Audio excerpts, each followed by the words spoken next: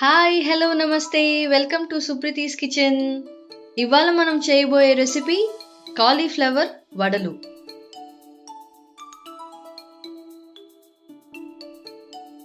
వీటికి కావాల్సిన పదార్థాలు, నేను ఒక చిన్న సైజ్ కాలీఫ్లవర్ తీసుకున్నానండి. తీసుకొని తురుముకున్నాను.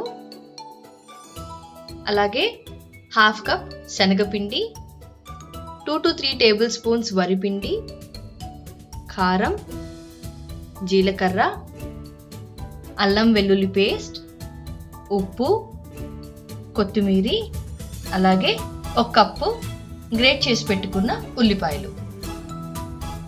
దీని తయారీ విధానం ఇప్పుడు మనం చూద్దాం. ఈ కాలీఫ్లవర్ ముక్కల్లో వరిపిండి,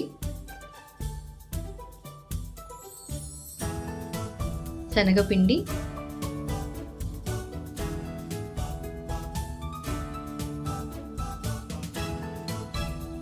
ఉల్లిపాయలు, కొత్తిమీర,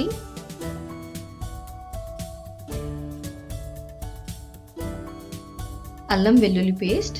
ఇది ఆప్షనల్ అండి, మీకు ఆ ఫ్లేవర్ నచ్చదు అంటే మీరు స్కిప్ చేయొచ్చు. ఉప్పు తగినంత,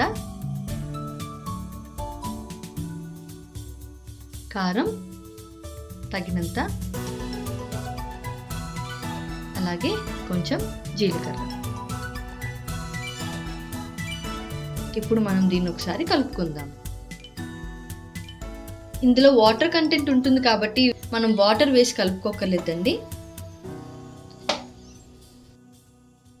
ఇదిగోనండి, మనం అన్నీ వేసి కలుపుకున్నాం కదా, వీటిని మనం వడల్లా వేసుకుందాం.